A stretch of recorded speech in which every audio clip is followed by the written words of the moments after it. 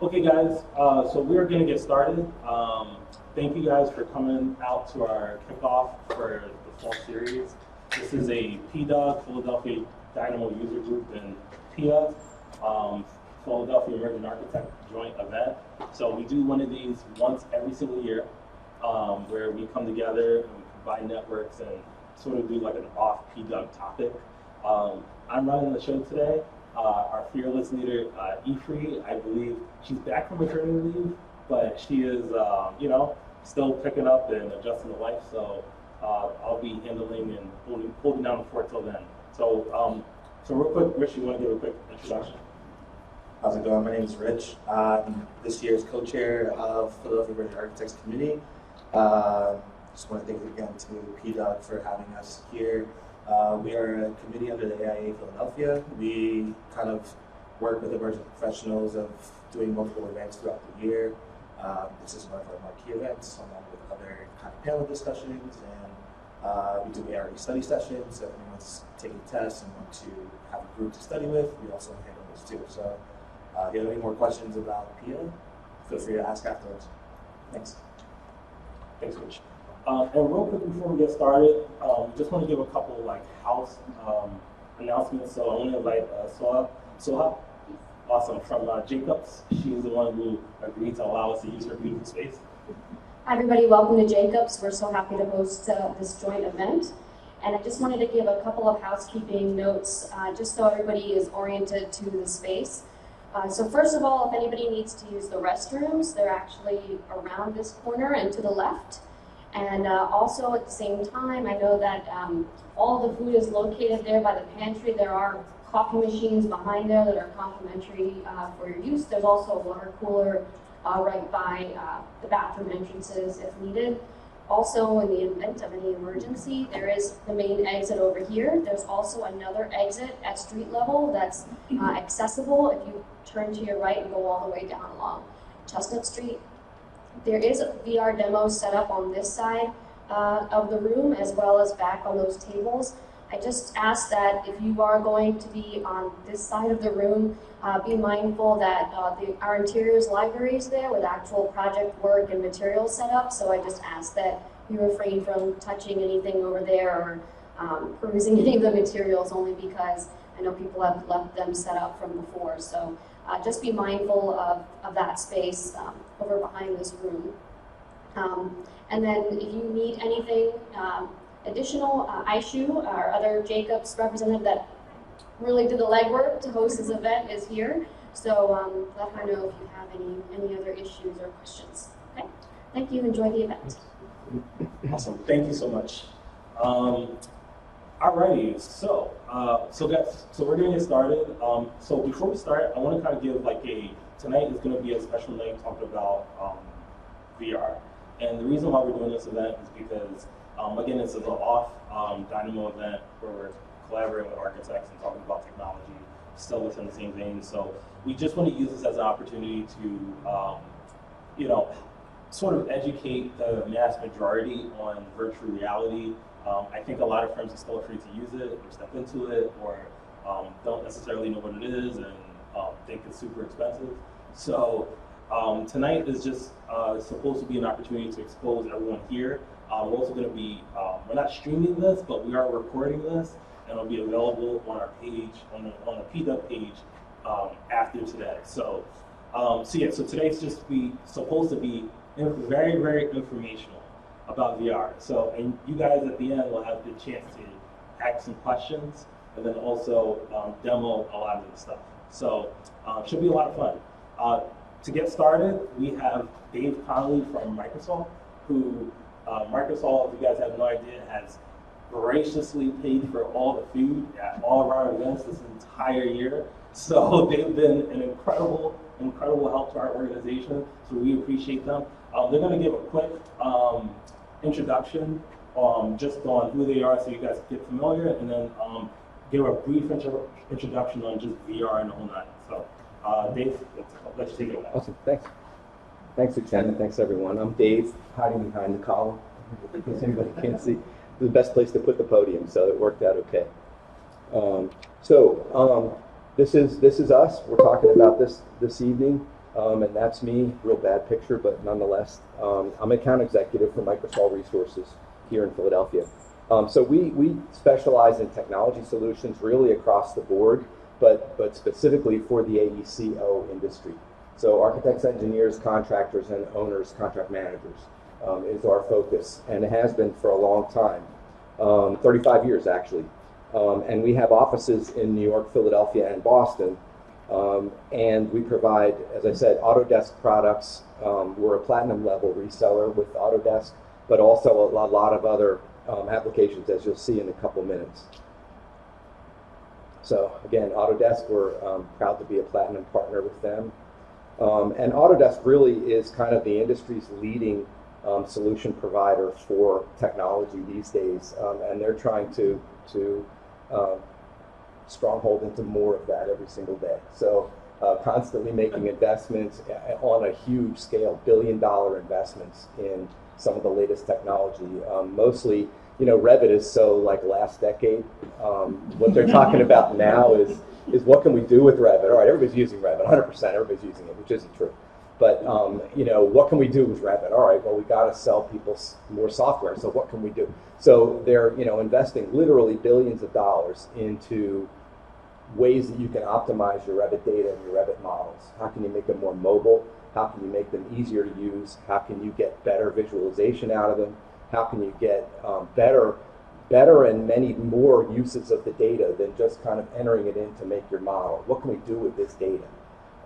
And all of that, and I'm talking, you know, gigantic sums of cash that they're investing because they have it. So it's exciting from our end because we just hang on, you know, and go for the ride because they're flying, and we just have to try to keep up.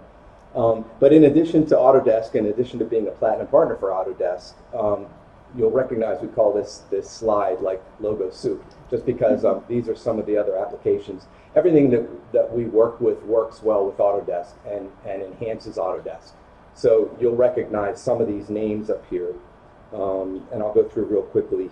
But these are each things that we believe will help you to get more out of your Autodesk investment, and it's a big investment that your firm makes in Autodesk software. So our goal is to help you get more out of that. Enscape, we're talking about VR tonight.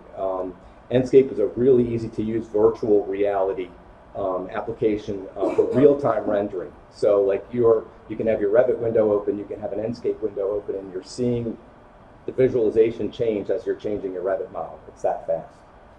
Relatively inexpensive, a really, really nice product. And we've been selling this for about a year, and it's been really popular. It's kind of taking off. So we're excited about Enscape. Chaos Group V-Ray, you probably have heard about it or have used it or are using it now. Really, really photorealistic rendering application that's also extremely popular. People love that and use that a lot. Rhino also for building models. 3D CAD modeling software that enables you to accurately model your designs ready for rendering, animation, drafting, and engineering. So I'm reading this because it's a better description than I can do. Kubity is also something that we've just started working with, a really, really cool app for taking your Revit models mobile. So being able to use your cell phone to look at Revit models and to be able to present it to a client even, it's that good.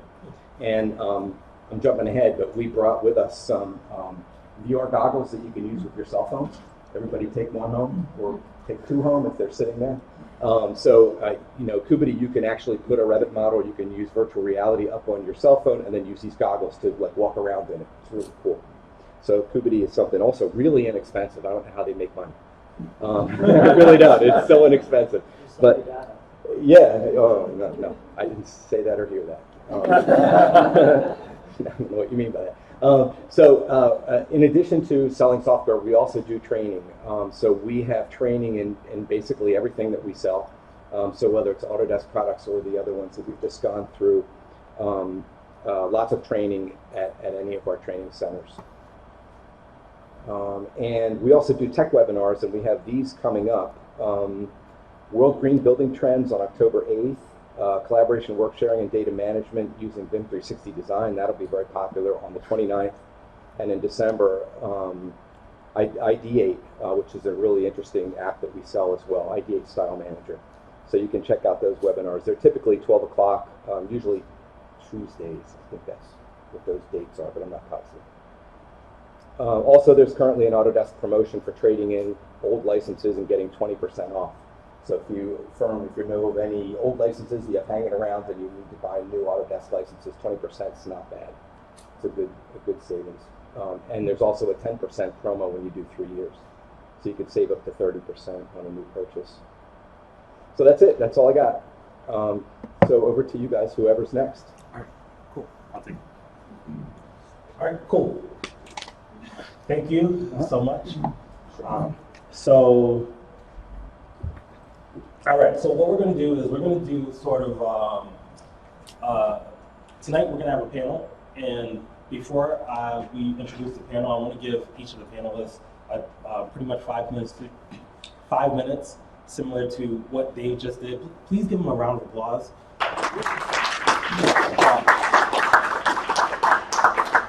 So we're going to give everyone pretty much 5 minutes to introduce themselves, tell you about who they are, and then we'll align everybody, we'll move the chairs to the middle, and then we'll have a quick conversation, all right? So the person I'd like to bring up first, actually, give me 1 second, I want to make sure this all works.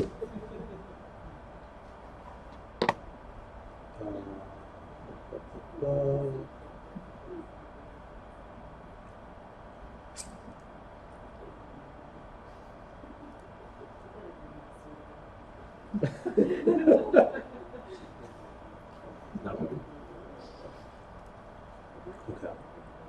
No, I want to make sure that this all works with the yeah.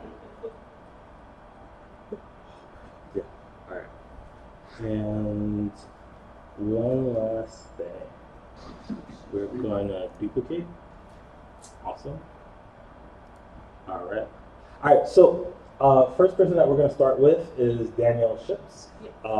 Danielle Ships has an amazing background that he's in VR, so you can actually use the clicker if you want with the mic, so that you don't have to stand in front of. I was going to say, I don't want to stand behind the pillar. Oh, Yeah. Does this work too? Awesome. I hate standing behind things. Otherwise, I'm just going to fall asleep leaning against the pole. So as he introduced, my name's Danielle Ships. I have roughly almost 5 years of VR experience. This is kind of just a presentation on my journey through VR and where I'm at now. I started VR in 2015 when I was a student at Jefferson University, used to be Philadelphia University. I don't know if you all know this whole story, but not getting into it. We're all still bitter, but anyway. The summer of 2015, I was working in the OIR department there, and we started discussing like, oh, VR is going to become like this new thing, but no one knew what we were doing with it. So we're like, oh, we need some place, or need an example. Later that year, I went on a trip to visit my friend at Full Sail University in Florida, and this was their VR lab that they had in 2015. And I was like, this is it. This is what we need to do. This is what we need to work towards. So I took this photo to my boss at OAR, Jeff Steeple. I don't know if anyone knows of him. Great guy. Took it to him. Week later, we got our first VR headset. HTC Vive. We literally set it up in our back room just so we could mess around. I think we only got like the 3 games that it came with in the bundle when you get it. So like Job VR, the Google Paintbrush, and I don't know. Oh, and the Steam VR. So like you can just tell whatever. So after that, then we explored more and more and just kind of went through that. Christmas, I was like, I need my own. So I got the personal Gear VR, used that thing till it died. And then I was like, I can do more with this. I can present, like, how can I use this in my actual architectural field? So then I went on and presented my first design crit for my architectural class in VR. And I love this photo because if you look at everyone in the background, everyone's looking at this VR headset like, what the hell is that? And it's just great because it's like no one knew what VR was at that point.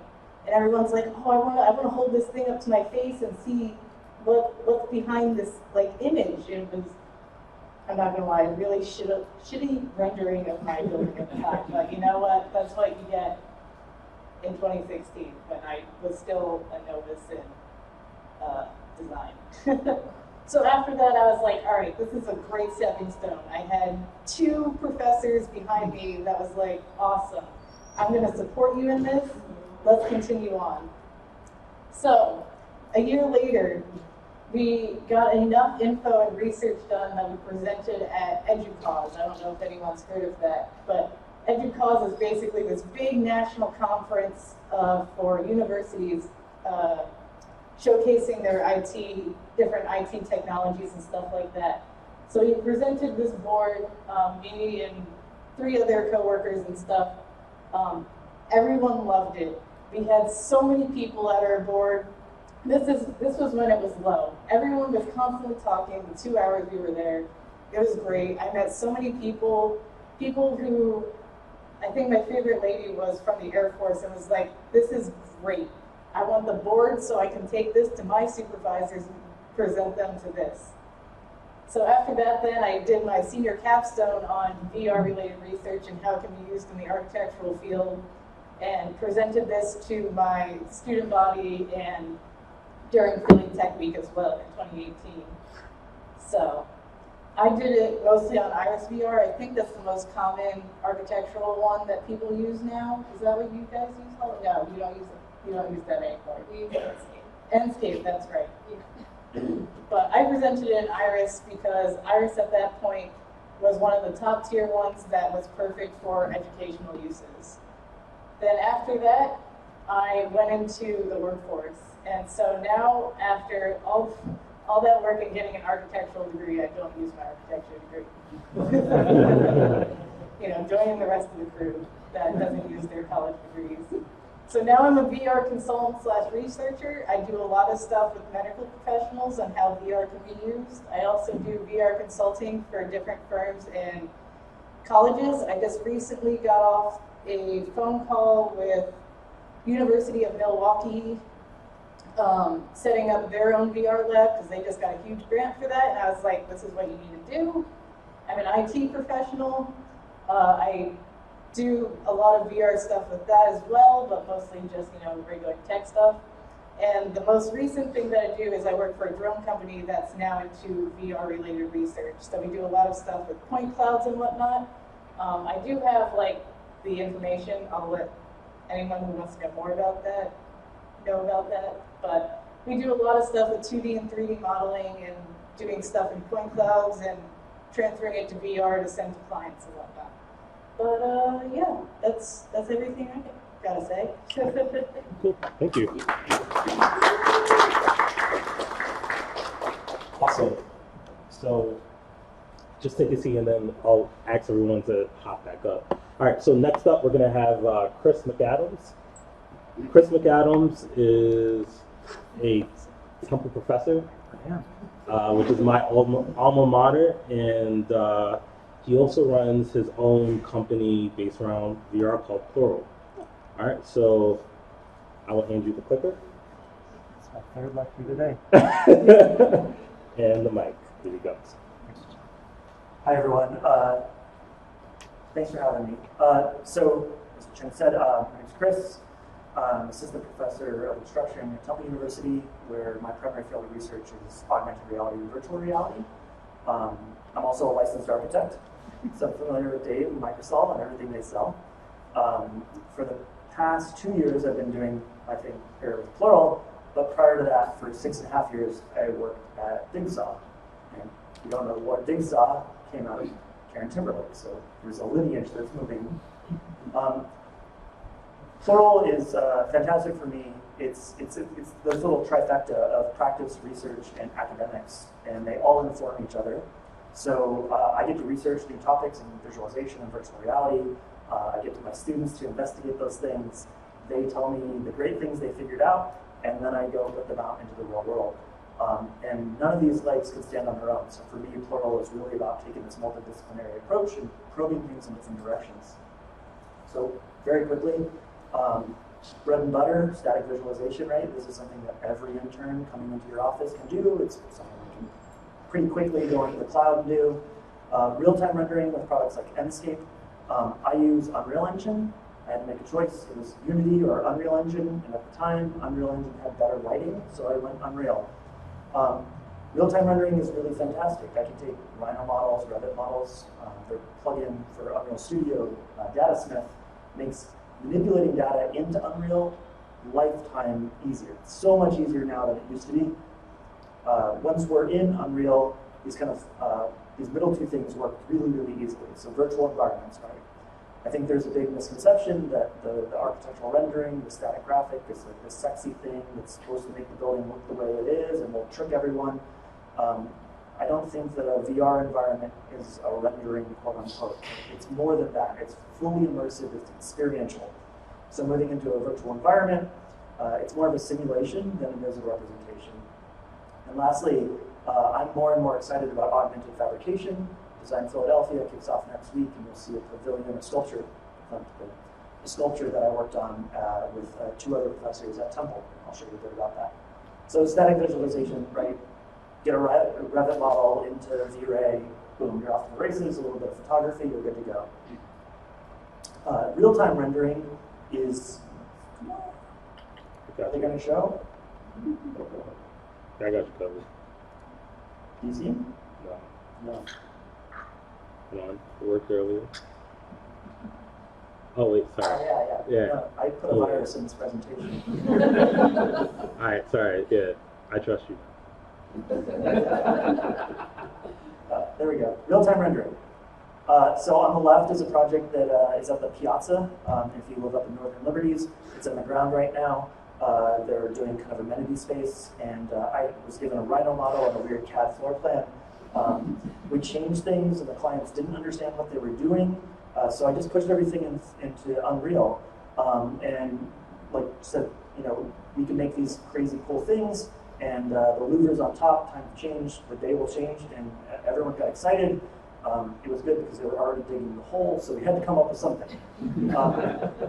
This used to be, right, it'd take 30, 40 hours to animate. This, 30 seconds? Like it was a 3-hour process, start to finish, to make that graphic. On the right is just a cabin I'm working on for a private client. Once we're doing real-time rendering, well, guess what? We can just walk around in VR. So the left is, again, those cool, see the bushes, see the trees, hang out on the deck. Come winter, you're welcome to come over and use my VR space and just we'll get some sun together. On the right, one of the most popular developers in the city worked with a Revit model, right, and created a unit.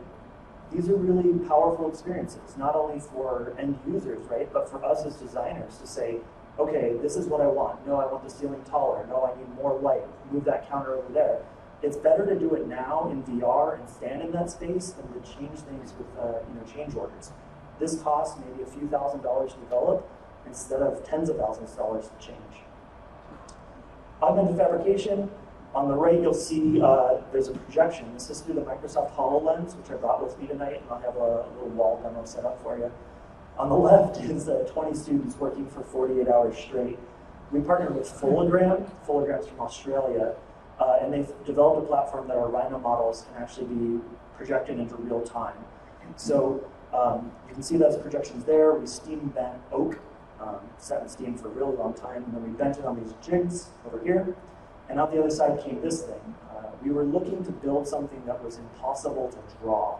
So the double curvature of all these things, we didn't know how we would draw this project, but we knew we could make it holographically. So while this is just a demonstration in academics, we have to do things kind of zoomed and weird, for an MEP contractor to be able to see the pipe in the wall where it's supposed to go, I think augmented reality in construction is a game changer.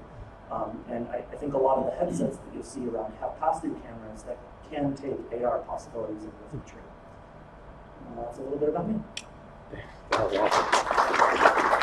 Thank you. Thank you so much. Okay. All right. So next we have Kevin Cerula.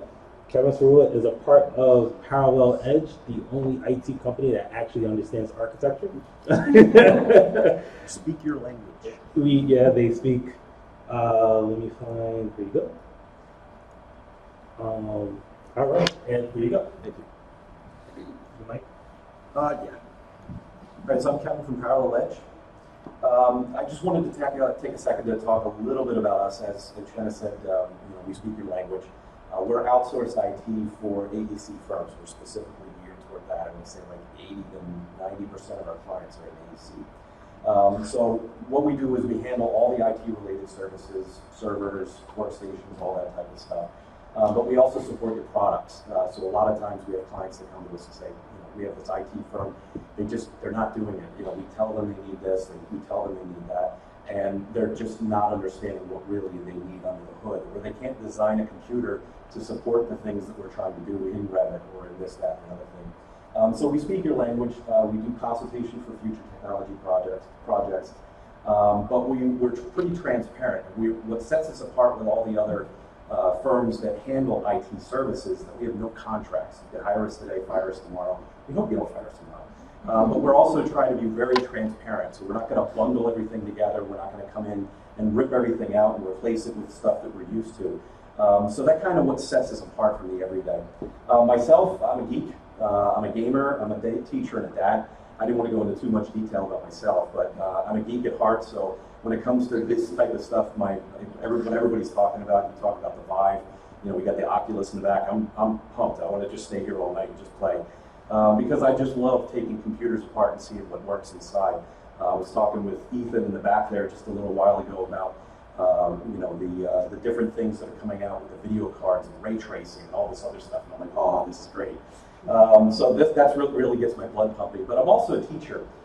Just like Danielle, my background is in music marketing. So I'm definitely not using my degree being in technology. But really, since I've been out of school, I've been in teaching. I've taught teachers how to use music technology effectively in their classrooms. I broke from that and I went and taught special needs students and used assistive technology for about 10 years at a special needs school. And then I broke from that and now I'm doing IT, and really I'm still trying to teach, like webinars and doing seminars and all these things. It's really my passion. I was trying to figure out what else I wanted to talk about today, and it was fate.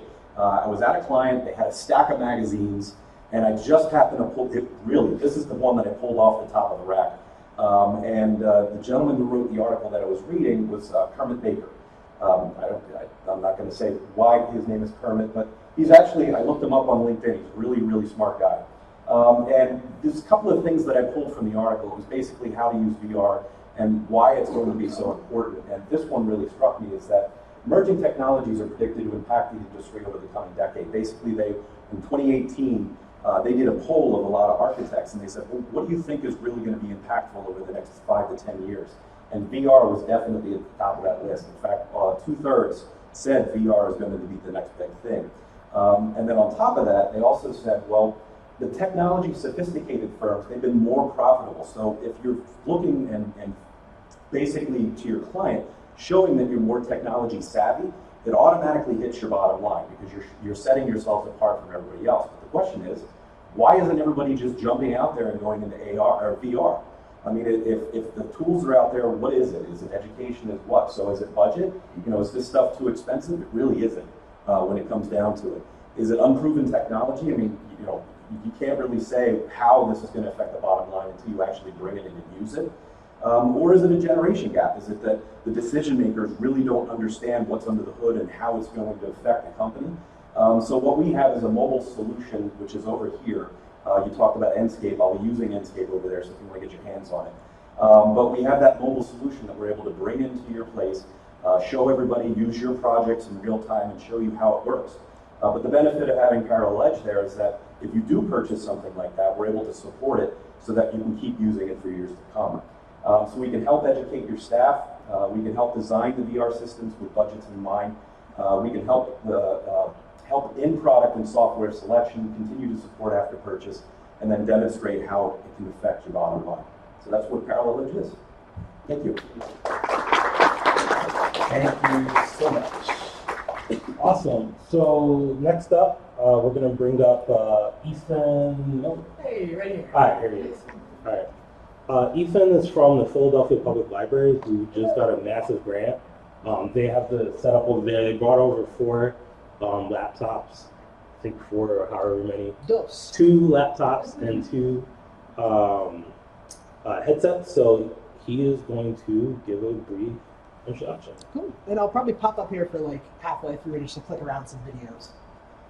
Which one is this one? This is the forward one? I've used Clicker before. Oh, exciting. Yeah. Awesome. Cool. Yeah, I'll help you play the videos if need be. All right, cool. How's it going, guys? My name is Ethan Miller. I'm the VR program director for the Free Library of Philadelphia. Hello, guys. Whoa. Jeez. All right. I was like, I sound quiet. I'm Ethan Miller from the VR Free Library program, and I'm going to talk to you guys a bit today about both our program and my own personal work in virtual reality.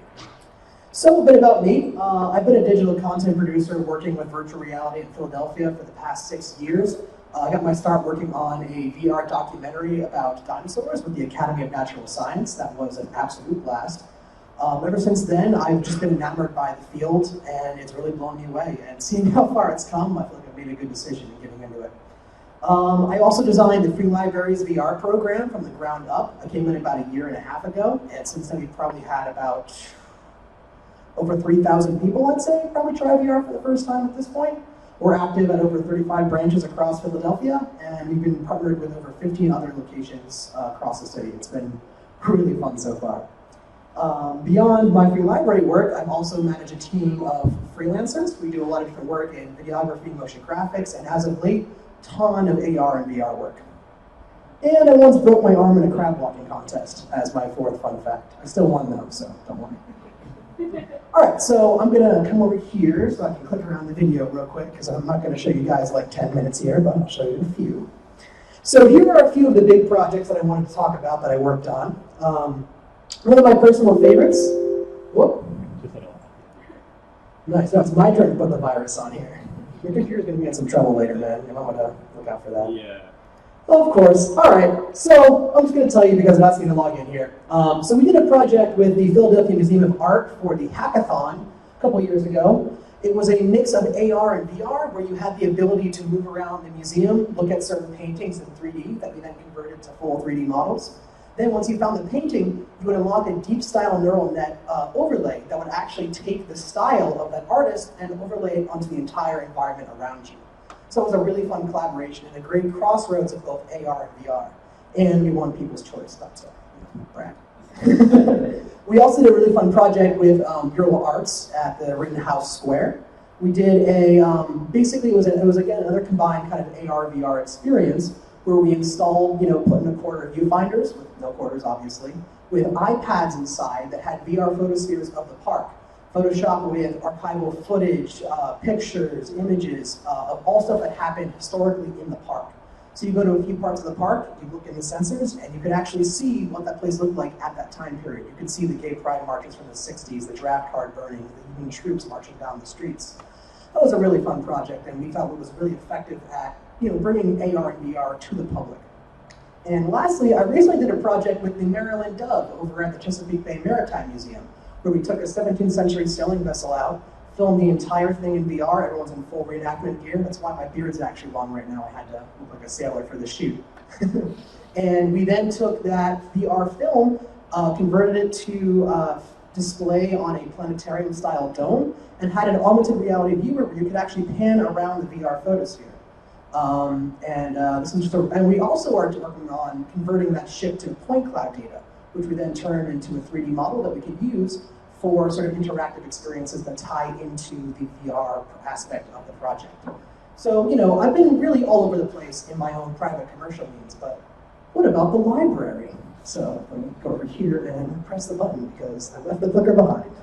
All right, so the Free Libraries program started about 1.5 years ago, and I'd say we got, it's a pretty good grant. I don't want to brag and call it massive, but we got 10 laptops, 10 Oculus Rifts, and 20 Oculus Go's. Right now, these systems are at libraries across the city. At the moment, there are 8 branches that are hosting constant weekly VR programs for the public, and we feel like doing this, we're helping to bridge the digital divide.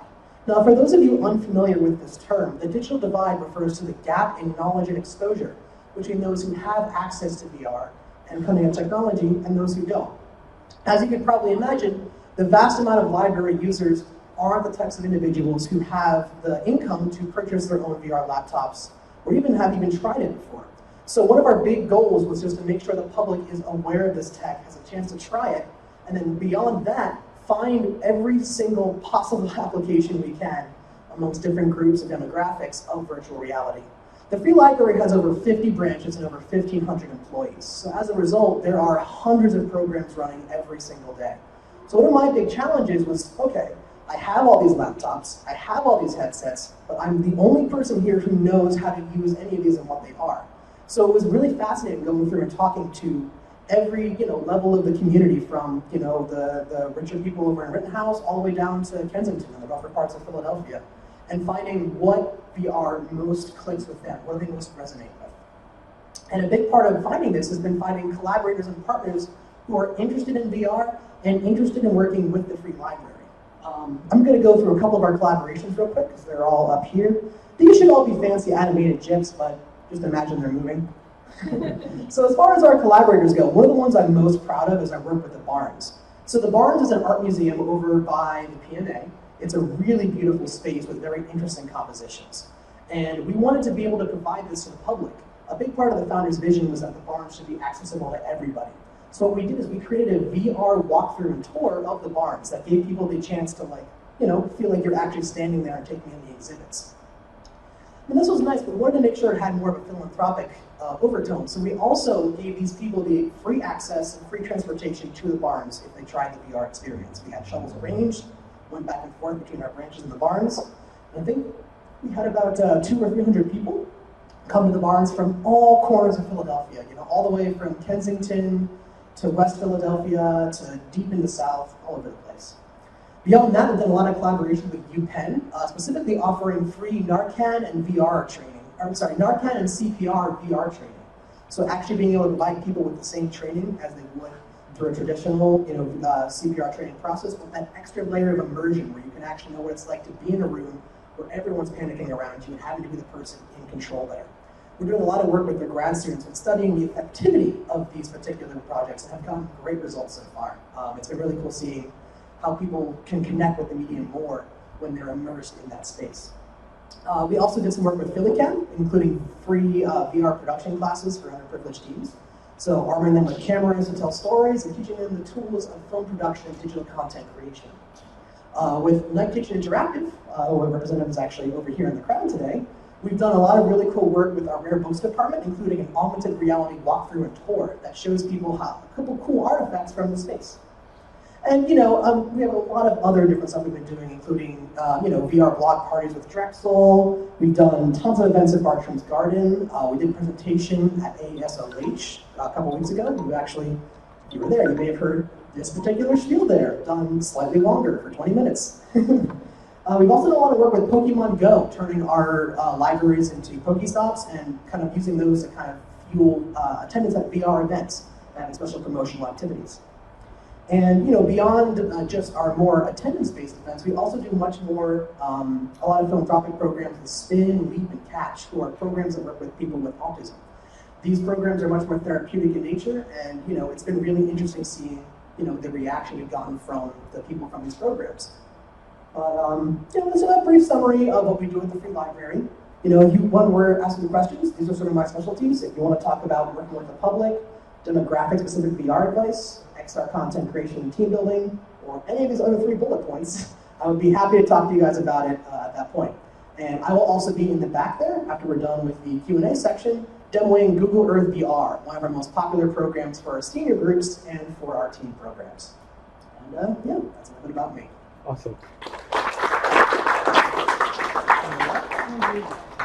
Thank you so much. Next up, we have Chris Connick from Karen Timberlake. As you guys know, Karen Timberlake is very diabolical in everything they produce. And we try. Give me a second. We'll get you.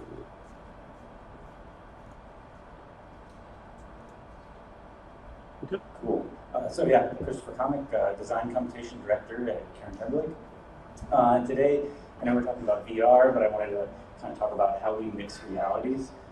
So I'm going to use 3 projects to kind of take you down the trip from the real to the virtual and back again. And start with the Folger Shakespeare Library in DC. So this project kind of started right when there was this kind of confluence of a couple different technological changes that kind of pushed us to jump into VR. So one, we had the development kit from Oculus kind of released super cheap and easily available. Two, we had video cards that were incredibly cheap.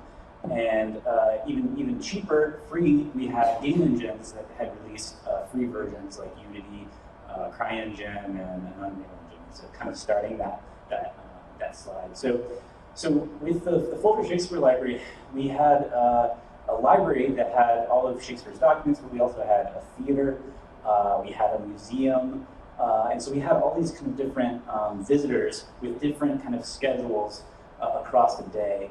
And we also had this kind of labyrinth and multi-level kind of existing structure that was really hard to understand via plans or sections.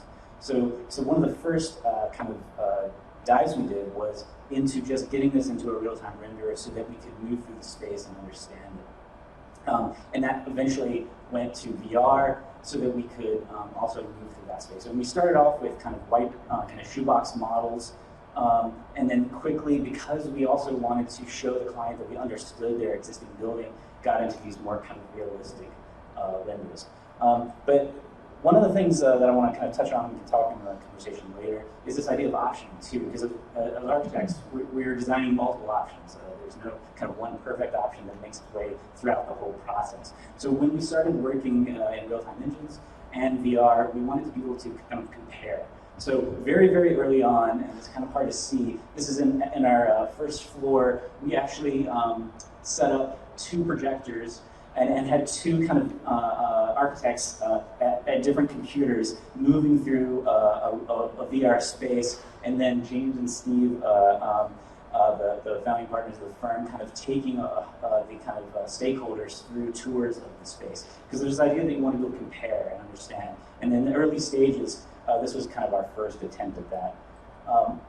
And we also started to wonder how not only multiple options work, but multiple kind of visitors and kind of ways of moving through a space work. So in this instance, we took Mass Motion, which is a kind of pedestrian simulation software, used Touch Designer to project it back onto a kind of working physical model of the library. So you see like a little flock of school children kind of getting a tour.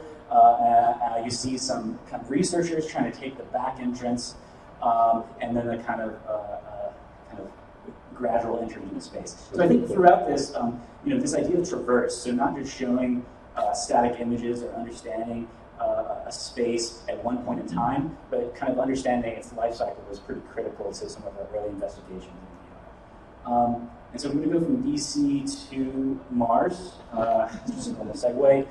So we also started looking at VR for a project on Mars, which was really a collaboration between the National Institute for Building Sciences, the Total Learning Initiative, and NASA, which helps. And so the idea behind this was that they had some designs for this kind of station on Mars, and they had this STEM initiative that was a result of this kind of collaboration. And so we wanted to kind of use VR to kind of push interest into the sciences and also into a particular interest of the National Institute of Building Sciences, which is facilities management. So we essentially used, and this is back in the day, Mile in the Snow story, this is a Stingray, which is now discontinued, and Revit Live, kind of hooked up to basically let the user test different scenarios. So a pipe would break, or the lights would go out, and they would have to kind of navigate the space and act as kind of a facilities manager in that. So I think also one of the critical things, again, is moving away from that static visual to interaction with the space and understanding kind of different scenarios. And it's just interest of time, I'll kind of jump to Holy Frit. So the third project, and kind of continuing our travel from the real to the virtual and back again, is Holy Frit. So Holy Frit was a project that we started at a hackathon in New York, an AAC hackathon, in which we just were really interested in another kind of technological change, which was that our phones are getting more powerful. that certain web libraries, so libraries that you could use and scaffold on, were being released that could deal with the AR on your phone and make kind of AR experiences really easily accessible. And so we had that kind of geeky technological interest. But then we also had this problem that we kind of confront in our office every day. So we design with Frit to keep birds safe, to mediate glare. And it's actually kind of hard to test, right? Especially when you're kind of plastering thousands of square feet with some kind of pattern. How do you test that? Printing it on a plotter with a white background is not really the way to go. Printing it on transparent kind of substrate is expensive, and there's definitely a delay. So one of the interests we decided, also because kind of with web AR, putting objects in space was a lot harder than kind of mapping something to a plane. We went with Frit. And so we developed kind of an interactive app. So this is A-Frame, which is a kind of a library that lets you manipulate views in geometry.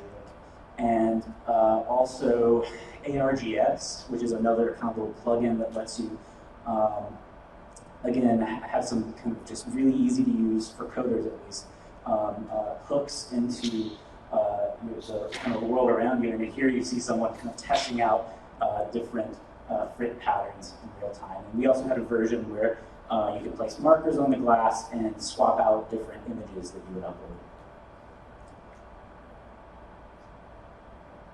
And so what are we working on next? I think in the immediate future, we've been working, and we're really excited about another technological change, which is maybe the next generation of VR in the Oculus Quest. And you'll see, everyone's going to be coming out with essentially untethered headsets, right? So in most of the images you've seen here where we have people with a headset on, they've been sitting, they've been tied to some kind of massive desktop or a laptop that sounds like it's about to take off with all the fans. You can see Brandon here is actually tethered to a computer in our cabinet there. But we also have someone who's moving freely in space and far away from any kind of computer, and that's because they're using the Quest. So the Quest is essentially taking like a Pixel phone, strapping it to your eyeballs, and allowing you to move freely in space without having to set up any kind of beacons for tracking too. So we're really excited about that on multiple levels. One, because you can move or traverse through space, virtual space, very, very easily. I think it's a 25 by 25 foot boundary. And then it's also pretty cheap. So pretty cheap means $400, I think, for the base model. And I think the interesting thing here is that you can get multiple users. So we actually have multiple users, in this case, in the wild, which is the name of the app. And you can see actually Rich, who we have in the back, and you saw here in the front a little bit earlier, looking at the model from as a scale model. So his avatar is enormous. And then another two people kind of in that model themselves working. So we're really interested in the empathy that you can derive from shared experiences. So like getting more than one person into VR is kind of critical. I think it's a problem we can all talk about. How do you actually make it still like a social experience? Because the design crit and the iterative process should be social. It shouldn't be kind of isolating or myopic. So really excited about this stuff and really excited to talk about it with you all. Thank you. Okay, last up we have Holly Smith from Streamline Philadelphia, which is Philly's leading real estate development company. So here you go. I'm gonna set you up. Mine's like all videos, so I don't know if they're. Hi everyone, I'm Holly. I am the BIM manager at Streamline. At Streamline, we use BIM for a lot of different things for construction management and pre-planning, but the thing we're going to talk about today is how we leverage those existing models to use for marketing purposes, because as a real estate developer, we're in a unique position where we also need to market that building to home buyers after we go through the whole design process. So I'm going to show you a few videos that give you an idea of what it's like to go through the Streamline experience, which is how we use virtual reality to really guide home buyers through the entire process and help them understand the floor plan that they're looking at and their finishes and everything like that.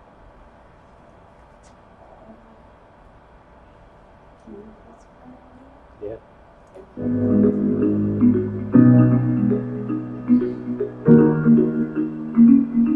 So in this video, you'll see in the background that is our VR setup in our conference room. All of the VR is using Revit models and NC plugin that we talked about earlier.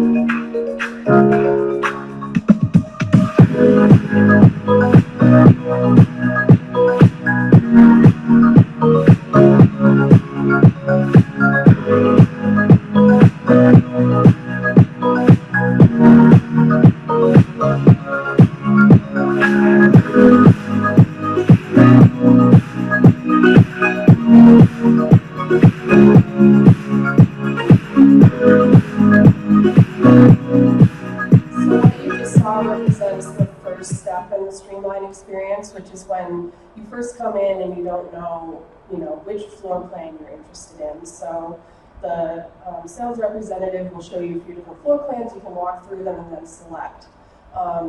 The next thing, which is a brand new thing that we have just rolled out, is our virtual kitchen designer. Oops, there we go.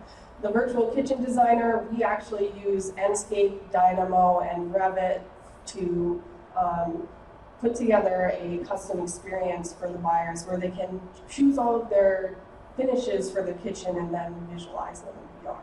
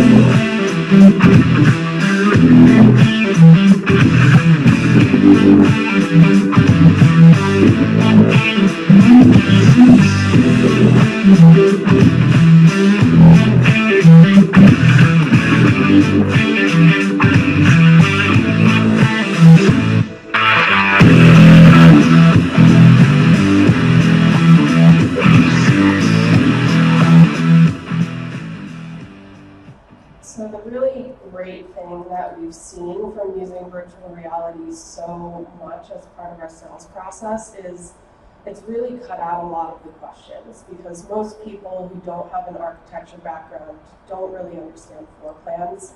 But when you're in an immersive environment like the virtual reality, it's completely clear how large your bedroom is. Oh, here's here's my walk-in closet. It's beautiful. It's very exciting. So we've had an overwhelmingly positive response to using virtual reality as part of our sales process. We've even had people say, I had a few different choices between different home builders and I ended up going with you guys because the virtual reality just made it so clear what I was purchasing. So it's been super great for us. And then this video is just like a little deep dive into the virtual kitchen designer. So on the side there, you can see the setup that we have. Our sales and design consultant, Amber, is not a Revit user. So being able to set up a series of drop downs and toggles, etc., lets her edit a Revit model without actually having to know how to use Revit. The advantage we get out of this is that all of the data is then captured back into the Revit model. So we can use that further along in the process to sort of help understand what that buyer purchased. So you'll see in a second all of the items change in the Revit model, and then Enscape renders the image. Enscape is really great because you can live change items in the Revit model while you have the headset on. So the home buyer is sitting there having a really relaxing time They don't have to learn how to use any controllers or anything. They just get to watch the changes, and then our design consultant completely drives the whole experience for them. That setup has been really successful for us because you don't ever end up in a situation where someone gets frustrated because learning the controls is too difficult for them or whatever. They can just enjoy and really actually see what they're selecting and not have to focus on how do I do this. They can just look at what the selections are. If you are interested in seeing how we do this, we do have an event as part of Design Philadelphia next Friday at our sales office. There's some flyers up at the front about that if you want to get all the details, but you can come and walk through one of our VR walkthroughs and do the virtual kitchen designer with Amber and get the whole sales experience. So we'd love to see you there. And yeah, I'm looking forward to taking your questions. Thanks. Awesome. That was really incredible. Please give everybody a quick round of applause. All right, so we are going to go into our panel. So if I can get some help, just moving the chairs to the middle, and we're going to unhook this and turn the lights on. Anyway, the audio will be quiet. So what I'm going to do is I'm just going to talk really loud. Can you guys hear me? Yeah. And I'll give you guys the mic so you can pass it around. That way, only one person can speak at a time. All right, so I'm going to put this down. My phone, oh, here it is. My questions are here. All right, so I'm going to give Ali. Okay.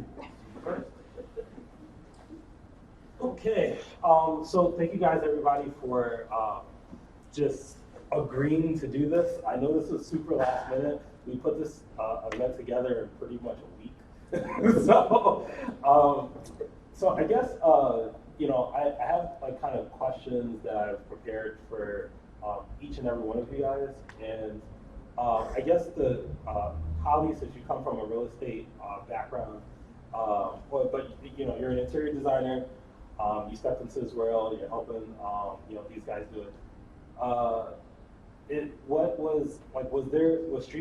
Had Streamline always done VR? Was there a buy-in process? If there was, how did you sell them on using it? Like, what was the implementation like? Because everyone here works at a company, and I'm pretty sure everyone would love to do it. What was it like at your company? So I was actually hired at Streamline with the goal of bringing VR to the company. We are very much pro technology. We always want to find ways to be on the forefront.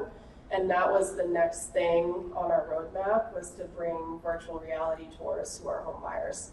So when I was, first brought on, that was one of my goals. And we did it within within the first 6 months of me being there. We had it rolled out, and we were doing VR walkthroughs with home buyers.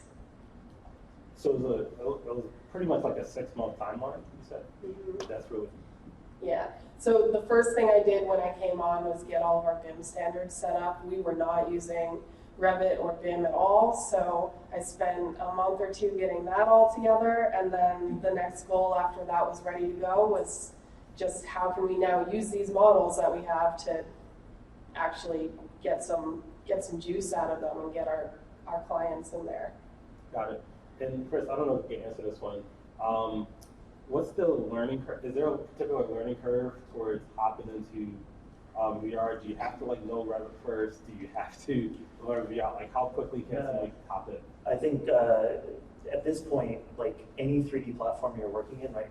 You have to know a 3D platform. It's really hard to do VR in a 2D world.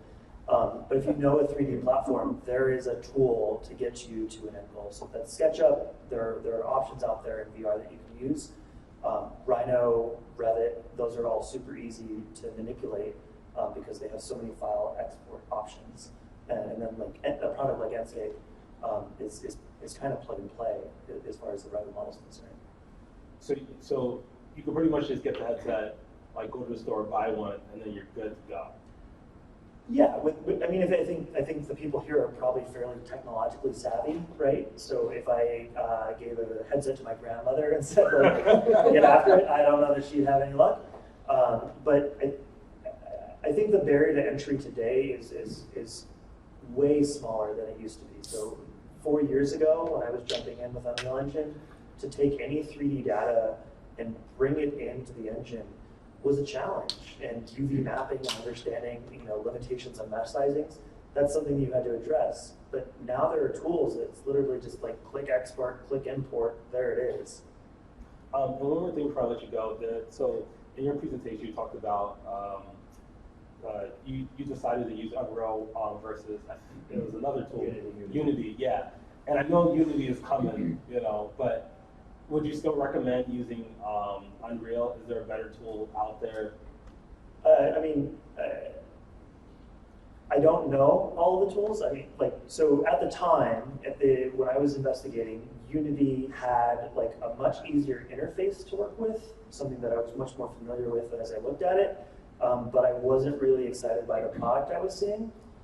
At the time, Unreal Engine had this beautiful product, but this horrible, convoluted, deep ecosystem of knowledge that I was just like, I don't know. Both have come a long way. So I think Unity, if you look at comparisons in visualization now, Unity and Unreal Engine are, neck and neck. There's no difference. If you look at Enscape, there's other real-time rendering engines that are also putting out fantastic content. I think that Unity and Unreal kind of give you the boldest set of parameters. You can really custom code experiences into those, and you can change anything. There are much more out-of-the-box friendly solutions that are available.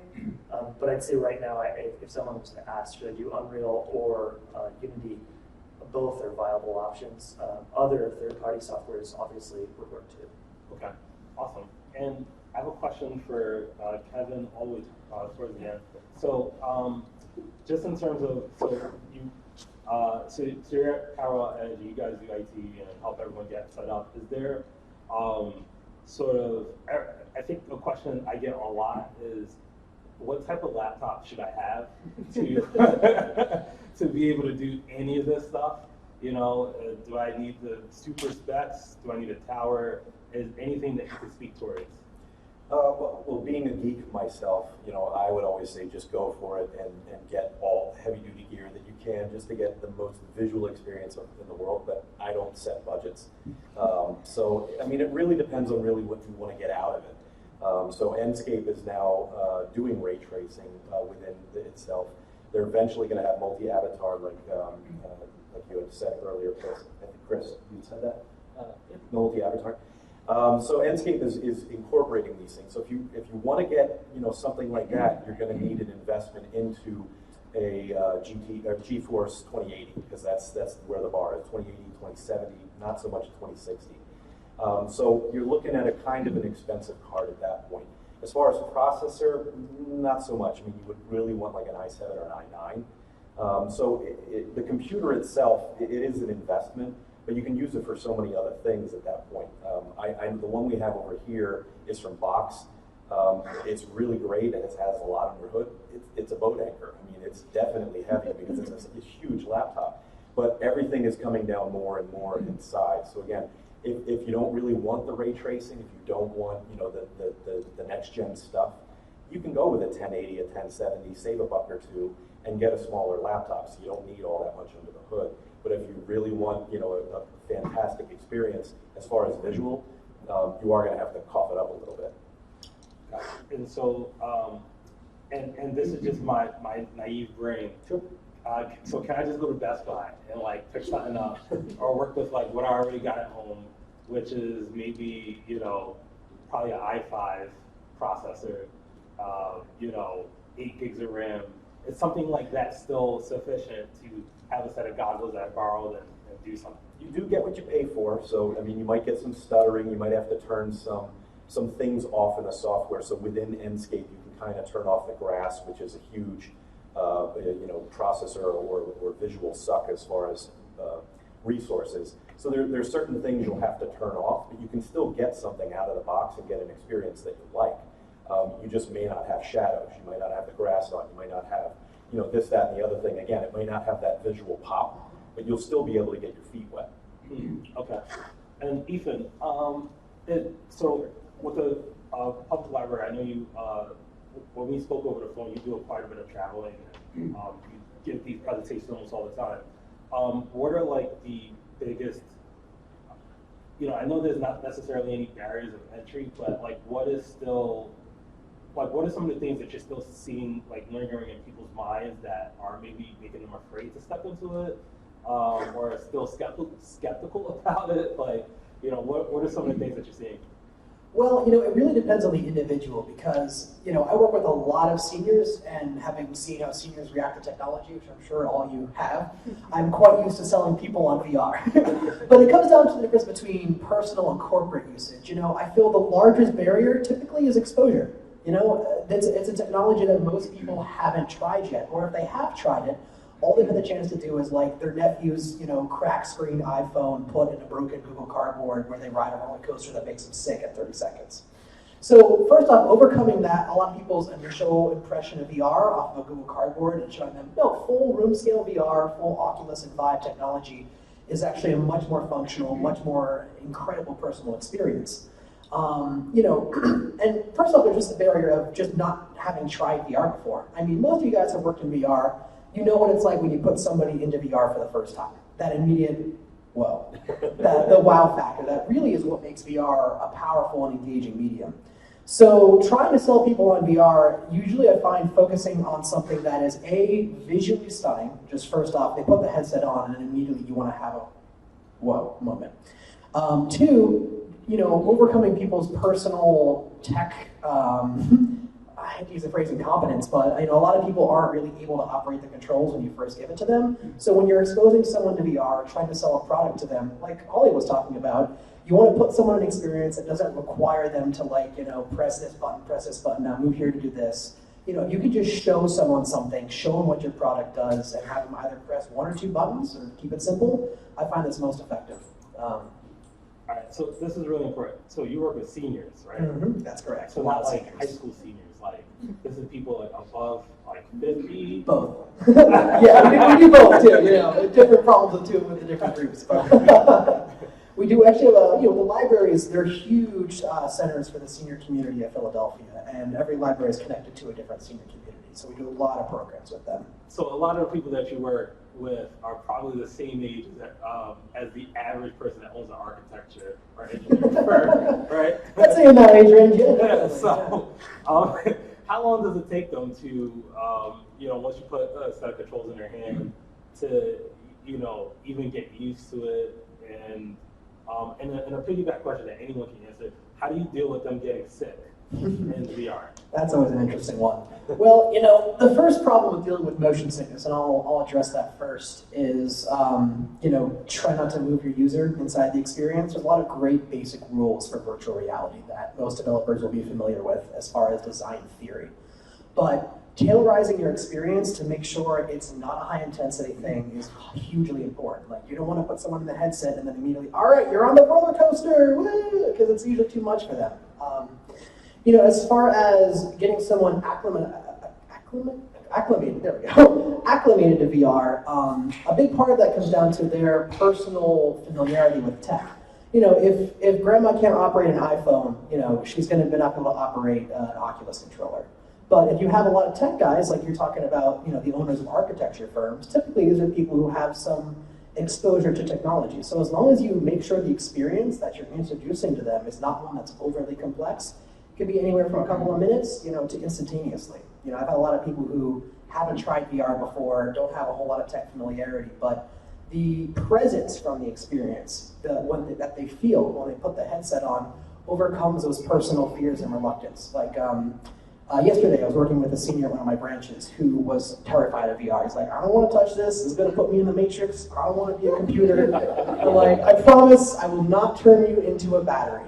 So, after a little bit of cajoling, I got him to do a Google Earth tour. And when he was like, wow, this is really cool. But then when you got him to stand up, walk around, and actually feel what the medium of VR has compared to another medium, the effect was instantaneous. He was like, this is amazing. Whoa, this is the coolest thing I've done, and spent 5 minutes like trying to poke the Taj Mahal. So, you know, basically try to make sure, tailorize your experience. Make sure it's fascinating from the get-go, not overly complex.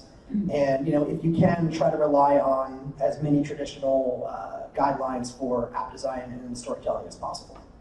Does anybody else want to take the ball? Piggyback on that. Yeah. Yeah, so, I mean, you guys can hear me, right? Go well. Yeah, okay. Technology. So I think piggybacking on a couple of answers too related to that, in terms of comfort, so you have the kind of the context, you have the virtual context, and you have the real context. So part of that is when you're onboarding people, I think it's really helpful to know what they're seeing, right? So certain devices have the ability to stream, like the Quest can stream to a Chromecast or to your phone, so that when you're giving them advice, or they're saying, I'm running into a wall. Have you ever tried to, speaking of seniors, help your grandmother through using a phone for the first time over the phone? Or, right? Yeah, okay. So knowing what they're seeing is really critical. So having, like, and this is for design reviews too, but having the kind of shared experience or finding a way, even if it's just being projected onto an L6 monitor like that, is helpful. In terms of specs and comfort, there's a relationship there too, because roller coasters. So one of the reasons why roller coasters are also might induce sickness is there's a lot of motion, but they're also really intensive in terms of movement, right? So when you have two screens right up against your eyeballs, when you're watching a movie far away, you have 24 frames per second, maybe. Your TV is 30 frames per second. Now, newer ones might be faster. If you're playing a game and you're trying to shoot aliens, maybe 60 frames per second is good. But for VR, you want 70 or plus, and anyone can correct me on that ish. Yeah, 90s, 70s maybe like back in the day, Mile in the Snow. So you want a lot of frames per second, right? And in order to render those frames and display those frames, you need a really powerful graphics card in terms of specs. So the most important thing I would say for performance, if you're using a tethered VR experience, would be your graphics card. That is going to be the number one differentiator for comfort in VR. And then also the last piece of context is the virtual world. So I think it's really interesting when the Quest came out, which is this really underpowered processor and graphics card, relatively speaking, compared to what architects are using. The experiences are really amazing and smooth because they've been, what was the word you used about KT? They've been like really intense. Yeah. Something to that effect. Diabolical. They've been diabolical with their app developers, saying, here's the poly counts you should have. You know, this is how complex your scenes can be, because they don't want grandmothers puking, because they want grandmothers in that environment. So I think it's a really interesting problem for AEC because we love complex models. Microsoft wants us to make more complex models and buy more complex software, right? So finding a way, being very, very intentional with what you export and what you bring in and how complex it is also impacts comfort. So if you want to show someone the lobby of your building in VR and you export the skyscraper, you're probably going in the wrong direction, right? So like scoping the context and the kind of virtual world is also important. Awesome. And Daniel, I have a question for you, and I'm actually going to bring it back to Chris and everyone else, and we'll open it up. So you help. So you work in VR, right? Or Yeah. You work in VR. You're a consultant, and you work with a lot of universities who want to implement VR, which, in my mind, makes me think that the next generation of architecture students that graduate will all have VR capabilities. And I just want to, maybe gain a little bit of insight as to, is that the intention? Is there a reason, like, what's the thought process behind the universities who want to get into this? I think one of the main things that universities are starting to is because they're starting to realize that this is the new technology, and a lot of firms, at least with the professors that I work with, their firms are starting to get into VR. And then when they come to university, it's like, all right, how can I use this in like this educational setting, or how can like this newer generation that's way more tech savvy than I am currently use this?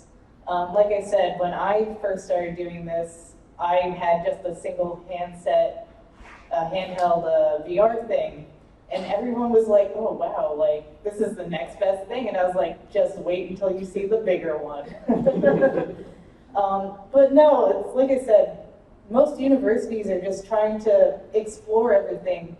When we started at Jefferson, we only had one headset, I guess you can say, and it slowly grew from there. We got another one, and then currently I think they're at like double digits now within different programs. The medical college has one. I know industrial design has one because they use it for 3D modeling their products or whatever they're doing down there. A lot of them are through the architecture program because the architecture program has the most software that, in my research, has come out and is most usable at this current moment. Like I said, I did Iris VR is the one that I've done most. Enscape is now a close second with what people are using in the educational setting because of how fast the renderings and stuff are. I still prefer Iris because of the capabilities it has. You can go in, you can, like Enscape, you can have multiple people in there, but you can draw. You can draw and edit and say, it's like, oh, like there's this wall here. It's like, all right, I want to take this wall out. It's like, all right, this is what I want to put, whatever, I don't know. What program can you do that? Iris VR. Oh, Iris VR, you can actually like live edit items. Yeah, it's Cool. yeah. Like I said, there's so many programs I've worked with. WorldViz, MindDesk, what other stuff? There's so many. I have a list. I should have wrote it down, but there's, like I said, there's just so much stuff out there that people need to explore more of. They get, I don't want to say headstrong, but they see one thing and it's like, I want to do that. And I was like, all right, slow down. What do you want to like use this VR stuff for? Because I know, like I said, with the University of Wisconsin, or Milwaukee, University of Milwaukee, they were like, oh, we're going to jump right in and get 12 Oculus Rifts. And I was like, hold the phone. Like, what do you want to use them for first? Because if you get 12 Oculuses, like, yeah, you're going to get 12 Oculuses, but until you figure out what you're using them for, they're just going to sit around and, like, no one's going to know what they even are. You have to, like, slowly implement it and be like, all right, you know you want to use it for this program? All right, find professors that are willing to back you up on that. And then go into, all right, you have a professor, is he willing to either teach a class or find several students that are willing to like spread this knowledge out and about? Because that's what we did at Jefferson. It's like, we kept it in the library. That way it was easy accessible for everyone to use. It's like, oh, you saw that? It was like, oh, what's this? You can go check out the headset and like mess around with some of the games and stuff that we had, or I think in the final senior year, they had a dedicated VR class. They used Unity because that was just what the school had.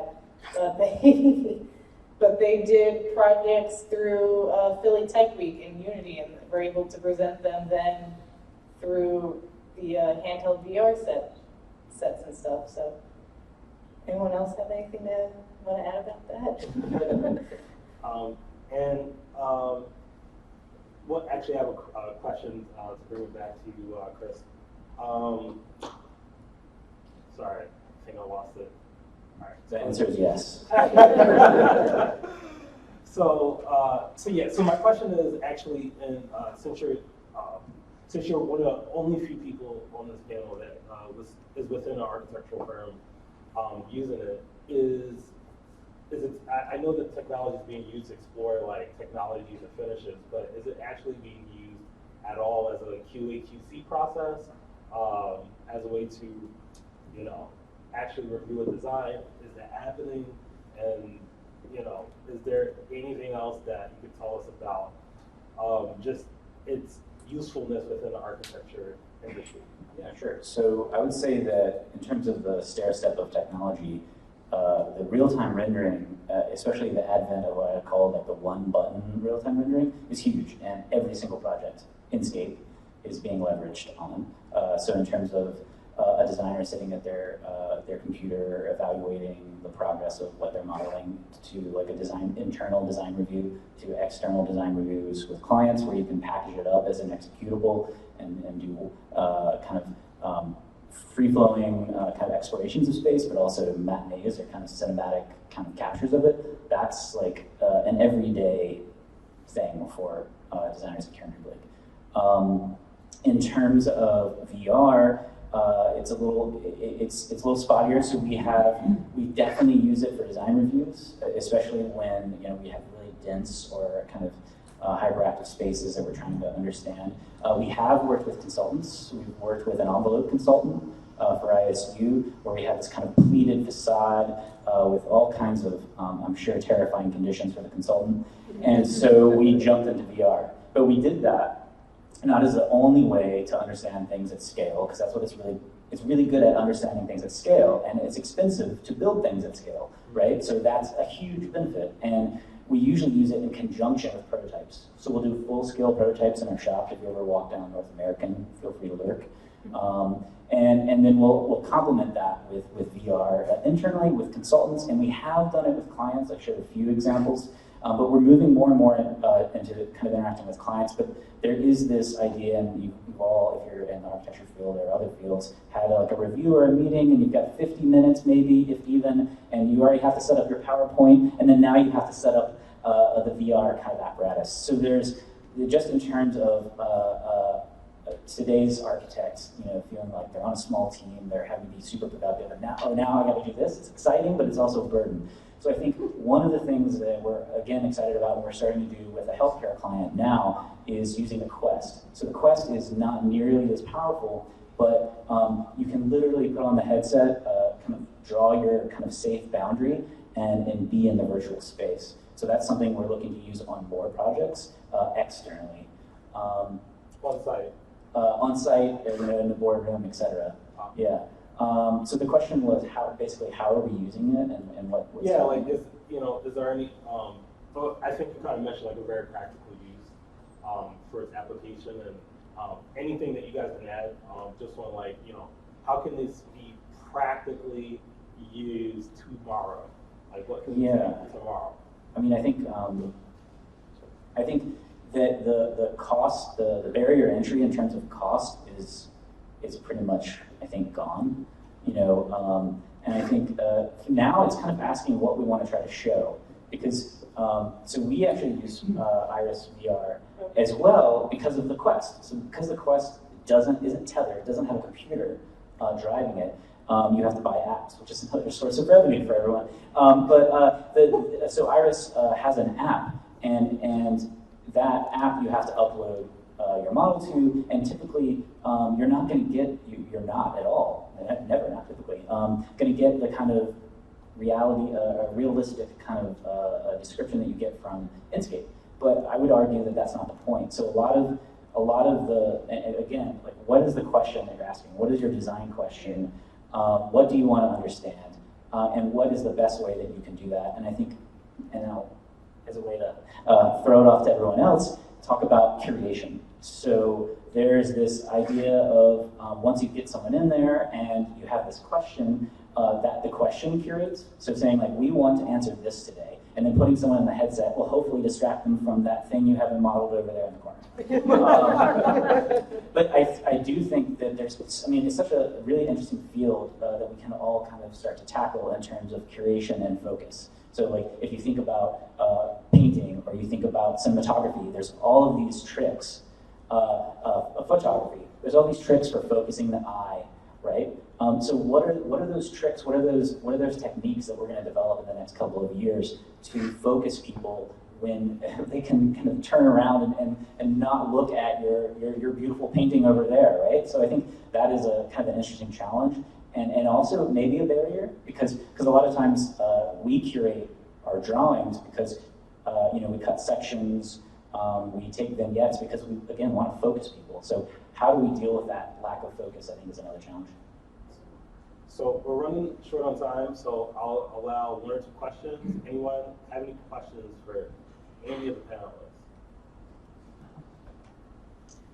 So I'm an immersive media designer and work at Drexel University. So I think my question is mostly targeted towards the people who have been integrating into educational programs, both formal in university and informal in libraries. But I'm trying to figure out the best way to phrase it. We just launched this VR major program. So there are freshmen coming in who don't know Photoshop, they don't know 3D. They want to be architect consultants or work in healthcare or tell stories and immersive documentaries and film. And one of the challenges in my job with them is trying to find the way to communicate effective storytelling in VR in the most generalized sense that it applies to each one of their interests. So I'm wondering, when you are consulting with universities to figure out the right kind of software to put in their VR labs, or when you are working with architects to find the best way to take their projects and make them immersive, or when you're determining what programs are best to, show individuals with autism, what is your thought process like when trying to figure out like the content that really speaks to someone and shows off what VR can do? That's a really complicated question. So, pick it apart if you want. I'll do my best. So basically, when a university or someone approaches me, is like, I want to do this. I was like, all right, I'll sit them down, and it's basically a long conversation of them. I basically tell them, it's like, all right, explain what you want to do, and then one by one, like I'll write stuff down, like what they say, and then I'll go back through my checklist and be like, all right, is this what you mean when you want to do this, this, and this? And stuff like that, because a lot, like I said, there's a lot of programs and stuff out there that are tailored for different things. So I'm trying to do the best to match what would go towards their interest or what the end goal is of what they want to do, because for a person who wants to do VR architecture, I'm not going to suggest probably getting them more into Unity or 3ds Max and stuff like that. I mean, they are architectural programs, and you could use them for that, but Revit and Dynamo and Enscape are more geared towards architecture stuff, while animation uses more Unity, 3D Real Engine and stuff like that. Like I said, it's usually a very long conversation of trying to get them to explain in as much detail as they can so I can break it down and then match them the best way. I mean, I'm human. I'm not going to get them the best that I can. I'm going to do my best, but what they may have described to me may not be actually what they wanted. So I do my best, but like I said, it's a mixed bag. Yeah, go ahead.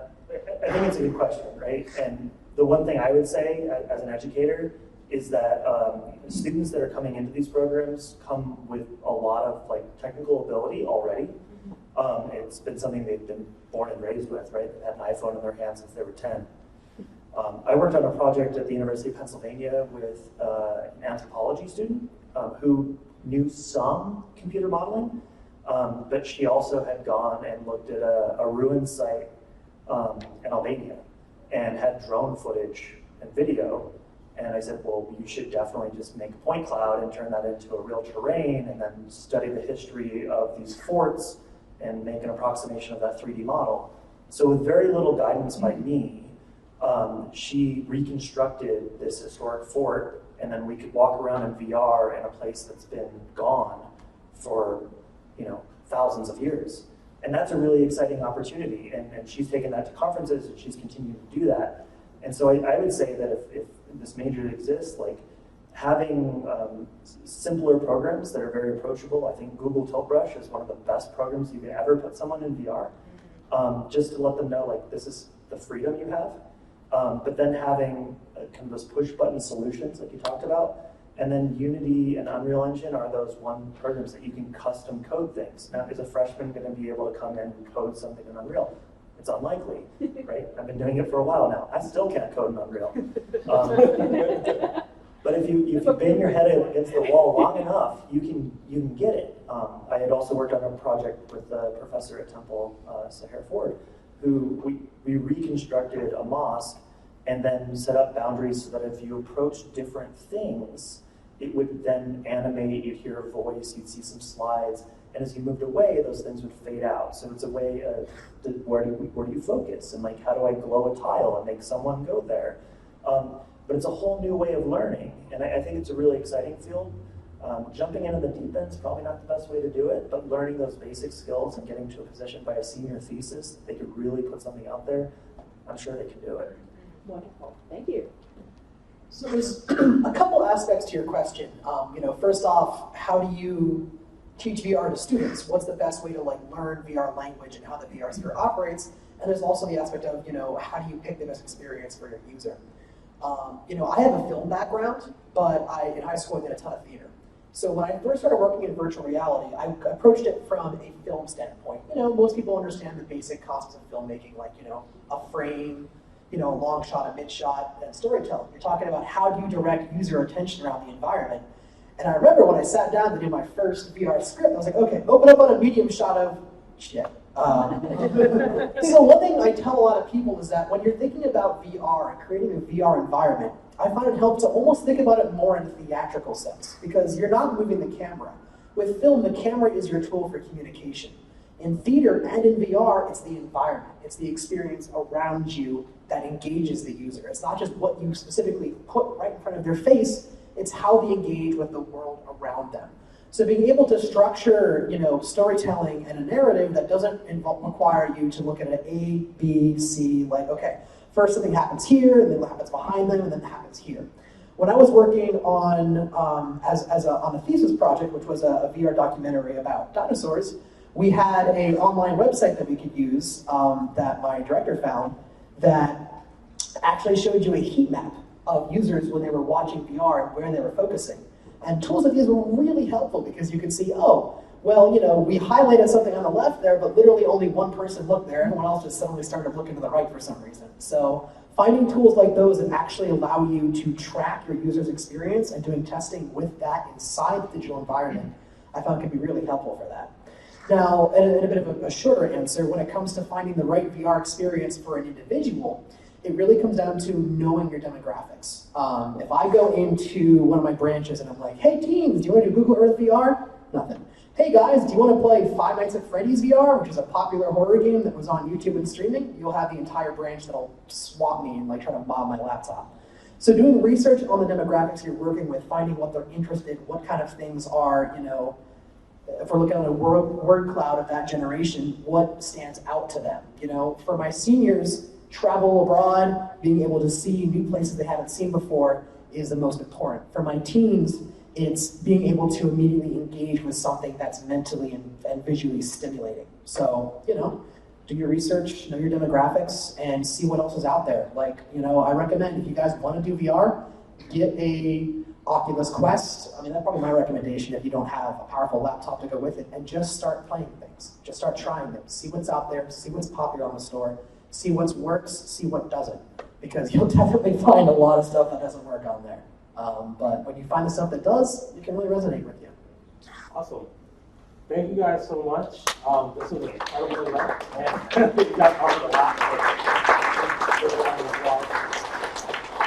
So if you guys have any other questions, we're actually gonna close the panel for today. But we want to open it up so that you guys can get a chance to actually put a headset on. There's 2 stations where you could do that. Actually, right back there where you see the Free Public Library sign, or around the corner.